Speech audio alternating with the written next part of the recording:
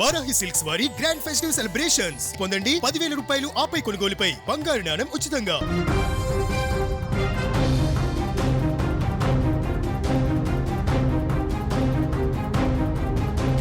హిమాలయ దేశం నేపాల్ ఒక్కసారిగా మత సెగలతో అట్టుడుకుతోంది. శాంతికి నిలయమైన ఆ దేశంలో అశాంతి జ్వాలలు ఎగసిపడుతున్నాయి. ధనుషా జిల్లాలో మొదలైన వివాదం ఇప్పుడు దేశం మొత్తం కూడా అతలాకుతలం చేస్తోంది. మసీదుల మీద దాడులు చేస్తూ ఉన్నారు, పవిత్ర గ్రంథాలు దహనం చేస్తూ ఉన్నారు, ఇళ్ల మీదకి రాళ్ల వర్షం కురిపిస్తూ ఉన్నారు. నేపాల్ సరిహద్దుల్లో ఏం జరుగుతోంది? నేపాల్ పరిస్థితుల నేపథ్యంలో ఇండియా తీసుకున్న సంచలన నిర్ణయం ఏంటి? నేపాల్లోని ధనుషా జిల్లా ఇప్పుడు రణరంగాన్ని తలపిస్తోంది. సోషల్ మీడియాలో వచ్చిన ఒక వీడియో పుణ్యమా అని రెండు వర్గాల మధ్య తీవ్రస్థాయిలో ఘర్షణ చెలరేగింది. కేవలం మాటల యుద్ధానికే పరిమితం కాలేదు. గుర్తు తెలియని వ్యక్తులు ఒక మసీదులోకి ప్రవేశించి అక్కడ ఉన్న పవిత్ర గ్రంథాలను దహనం చేశారన్న వార్త అక్కడ ఒక్కసారిగా దావానంలో వ్యాపించింది. ఆగ్రహంతో ఊగిపోయిన స్థానిక ముస్లిం వర్గాలు ఒక్కసారిగా వీధుల్లోకి వచ్చే పరిస్థితిని అదుపు చేయాల్సిన చోట ఘర్షణలు మరింత ముదిరినటువంటి పరిస్థితి. ముస్లింలు నివసించే ప్రాంతాలపైకి కొందరు దుండగులు రాళ్లతో విరుచుకుపడతా ఉన్నారు. ఇళ్లలోకి చొరబడి ఆస్తులను లూటీ చేయడం, అడ్డొచ్చిన వాళ్ళ మీద దాడులు చేయడంతో అక్కడి ప్రజలు తీవ్ర భయాందోళనకు గురవుతున్నారు, వణికిపోతున్నారు. రాళ్లదాడిలో 20 మందికి పైగా గాయపడేట్టుగా సమాచారం వస్తుంది. వాళ్ళని హుటాహుటిన ఆసుపత్రికి తీసుకెళ్లి చికిత్స కూడా అందిస్తున్నారు. ఇద్దరి పరిస్థితి విషమంగా ఉంది. ఈ ఉద్రిక్తతలు కేవలం ధనుషాకే పరిమితం కావలేదు, పక్కనే ఉన్న బీర్గంజ్ ప్రాంతానికి కూడా ఈ సేగ పాకినట్టుగా తెలుస్తోంది.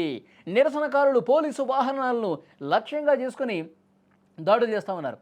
దీంతో పోలీసులు ఒకవైపు లాఠీచార్జ్ చేస్తున్నారు, టీర్ గ్యాస్ ప్రయోగిస్తూ ఉన్నారు. అల్లకల్లోలంగా ప్రస్తుతం అక్కడ కనిపిస్తోంది. ముఖ్యంగా ఈ బీర్గంజ్ అలాగే ధనుషా జిల్లాలో 144 సెక్షన్ విధించారు పోలీసులు. కొన్ని కఠినమైనటువంటి నిర్ణయాలు తీసుకుంటున్నారు. అయితే అంతకంతకు ఉద్రిక్తలు పెరుగుతుండడంతో ధనుషా జిల్లా వ్యాప్తంగా నేపాల్ ఆర్మీ, సాయుధ పోలీసు బలగాలు కవాతు చేస్తూ ఉన్నాయి. అల్లర్లతో సంబంధం లేనటువంటి సామాన్య ప్రజల ఇళ్లు, దుకాణాలు ధ్వంసం కావడంతో స్థానికులు అక్కడ కన్నీరు పెట్టుకుంటా ఉన్నారు. అశాంతి నెలకొన్న ప్రాంతాల్లో ముందు జాగ్రత్త చర్యగా పాఠశాలలు, కళాశాలలకు ప్రభుత్వం సెలవు ప్రకటించింది. విద్వేషపూరిత పోస్టులు పెట్టే వాళ్ళని గుర్తించేందుకు సైబర్ క్రైమ్ పోలీసులు కూడా ఒక ప్రత్యేక సెల్ ఏర్పాటు చేసింది. రెండు వర్గాల పెద్దలతో శాంతి కమిటీలు వేసి సాధారణ స్థితి తీసుకొచ్చేందుకు జిల్లా యంత్రాంగం ప్రయత్నిస్తోంది. అయినప్పటికీ కూడా ఎక్కడ కూడా ఉద్రిక్తతలు ఇంకా చల్లబడినటువంటి దాఖలా లేదు. కర్ఫ్యూ కారణంగా నిత్యావసర వస్తువుల సరఫరా నిలిచిపోయి అక్కడ సామాన్య ప్రజలు, గొడవలతో సంబంధం లేని వాళ్ళు, సాధారణ పౌరులైతే నరకం చూస్తూ ఉన్నారు. ఈ అల్లర్ల ప్రభావం కేవలం నేపాల్కే పరిమితం కాలేదు, మన భారతదేశం మీద కూడా పడింది. బీహార్ సరిహద్దుల్లో హై అలర్ట్ ప్రకటించారు. నేపాల్ అల్లర్ల నేపథ్యంలో భారత సరిహద్దు దళం కీలక నిర్ణయం తీసుకుంది. రక్సౌల్, బిరిగంజ్ సరిహద్దును తాత్కాలికంగా మూసివేశారు. అనుమానిత వ్యక్తులు ఎవరు కూడా సరిహద్దు దాటకుండా దేశంలోకి ప్రవేశించకుండా కట్టుదిట్టమైనటువంటి చర్యలు తీసుకుంటా ఉన్నారు. సరిహద్దు గ్రామాల ప్రజలు పూర్తిగా అప్రమత్తంగా ఉండాలని అక్కడ హెచ్చరిక కూడా జారీ చేసినటువంటి పరిస్థితి. ఎందుకంటే నేపాల్ నుంచి ఒక్కసారిగా ఇటువైపు మన దేశంలోకి చొచ్చుకొని వస్తే ఆ అల్లరి ముఖలు మన దేశంలో కూడా శాంతి ఉన్నటువంటి ప్రదేశాలని అశాంతి రాజేసే విధంగా ఉద్రిక్తతలు కలగజేసే పరిస్థితి ఉంది. కాబట్టి ఆ సరిహద్దు ప్రాంతాన్ని పూర్తిగా మూసివేసి ఎక్కడికక్కడ కట్టుదిట్టమైనటువంటి బలగాలు కూడా మన దేశ సరిహద్దు ప్రాంతంలో, నేపాల్ అలాగే భారత్ సరిహద్దు ప్రాంతంలో పెద్ద ఎత్తున బలగాల్ని మోహరించి అటు నుంచి ఇటువైపు ఎవరు రాకుండా పకడ్బందీగా చర్యలు తీసుకుంటున్నటువంటి పరిస్థితి ఉంది. నేపాల్ ప్రభుత్వం ఆ ప్రాంతాల్లో ఇంటర్నెట్ సేవలు ప్రస్తుతం నిలిపేసింది. తప్పుడు సమాచారం వ్యాప్తి చేయకుండా చర్యలు తీసుకుంటోంది.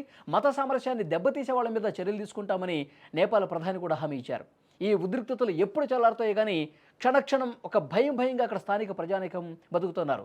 సోషల్ మీడియాలో కనిపించిన ఒక వీడియో ఆధారంగా రెండు వర్గాలకు విడిపోయి, రెండు మతాలకు విడిపోయి ఈ విధంగా ఒకళ్ళ మీద ఒకళ్ళు దాడులు చేసే పరిస్థితి కనిపిస్తుంది. ముఖ్యంగా అక్కడ ముస్లిం కమ్యూనిటీ మీద, అక్కడ మసీదుల్లోకి, ముస్లిం కుటుంబాలలోకి, ఇంట్లోకి చొరబడి మరీ దాడులు జరుగుతున్నటువంటి పరిస్థితి నేపథ్యంలో అక్కడ ఉద్రిక్తత అంతకంతకు పెరుగుతోంది. అక్కడ బలగాలు కూడా ఎప్పటికప్పుడు చర్యలు తీసుకుంటున్నప్పటికీ ఇంకా ఆ ఉద్రిక్తతలు చల్లబడలేదు. ఎందుకంటే సరిహద్దు ప్రాంతాల్లో ఈ ఉద్రిక్తతలు ఉన్న నేపథ్యంలో భారతదేశం మీద కూడా ఈ ఎఫెక్ట్ ఉండొచ్చు.